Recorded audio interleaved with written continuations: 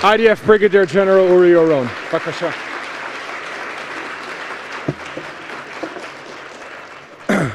Okay, there should be slides here. Yeah, here they are. So first of all, thanks very much for the opportunity to stand on this very important stage. The subject of my speech is Israel current security challenges. Well, my first challenge is to be able to speak about it only 10 minutes.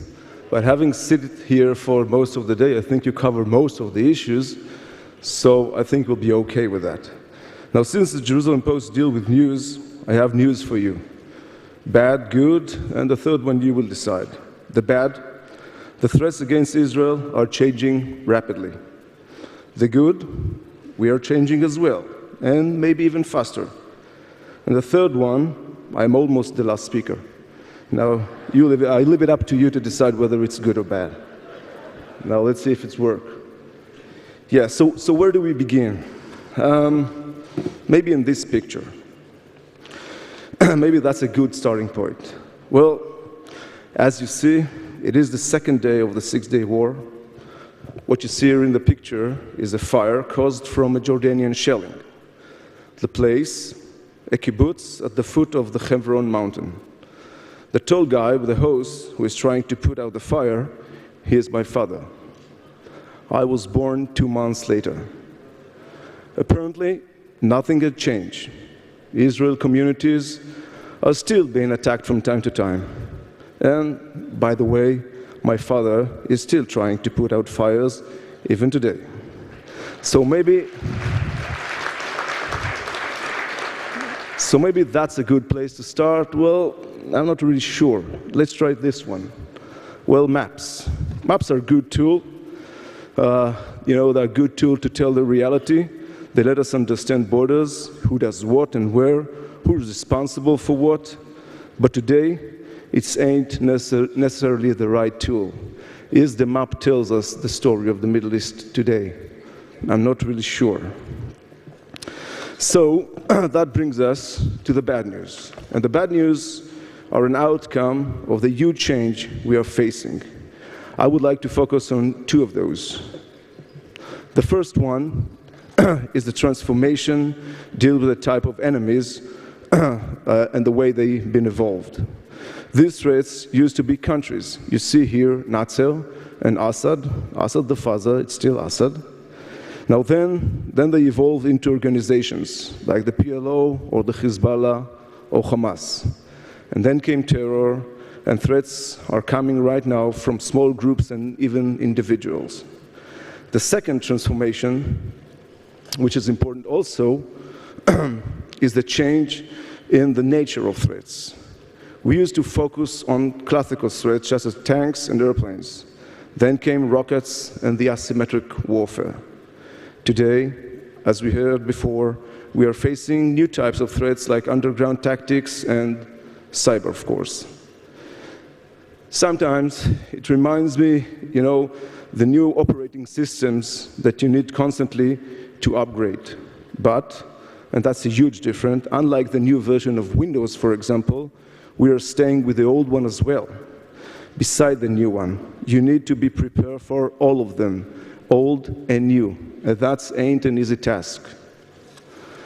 And maybe, just for another example, maybe these pictures sum up the changes in the Middle East. Believe me, it's a real one, and let's analyze it together. What you see here is a Hezbollah soldier. Yes, the same one that pretending to be the guardian of Lebanon. Well, he's in Syria.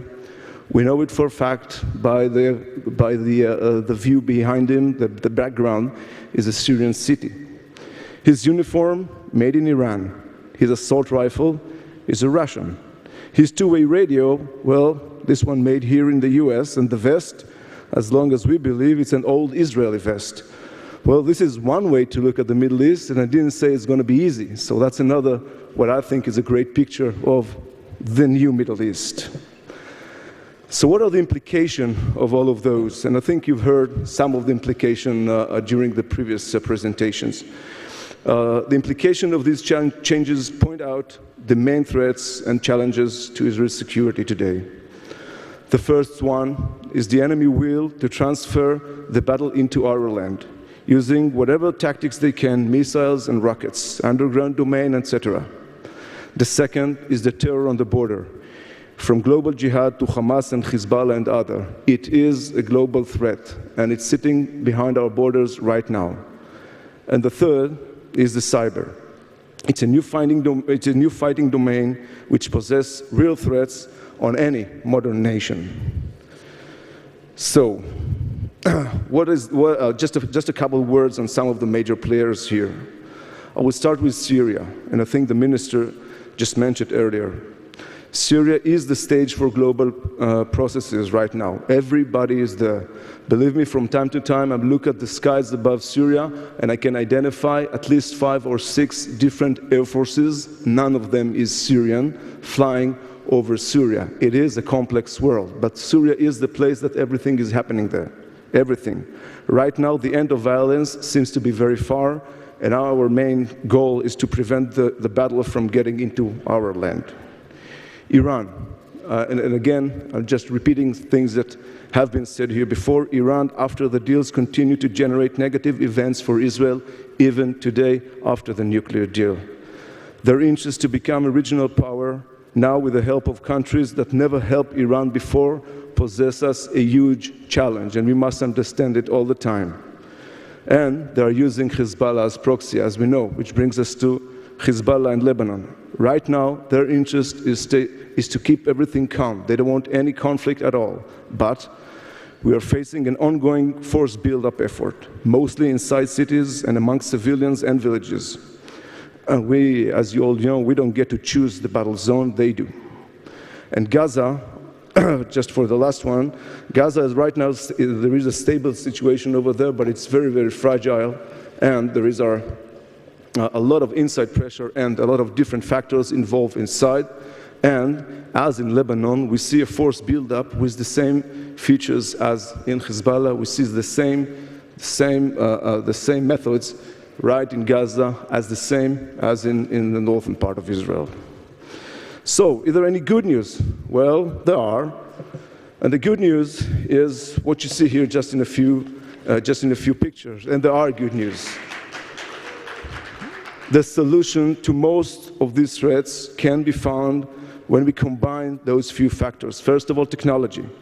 We must keep our qualitative military edge. It's not an easy task, but we must do it. We can see it with Iron Dome, we can see it in intelligence, we can see it in any other places that we put an effort. We can do it. We can be able to maintain our qualitative military edge.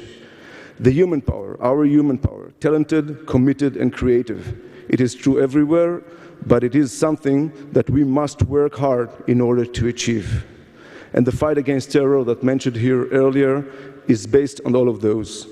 Now, this is a series of battles, and there is not a magic solution, as a single solution for one of those. Everything is combined with those people and the technologies that we are able to create. And last and not least is the Israeli-US relations. Those relations between Israel and the US is an anchor to our security, a fundamental factor. It is based on common values and interest.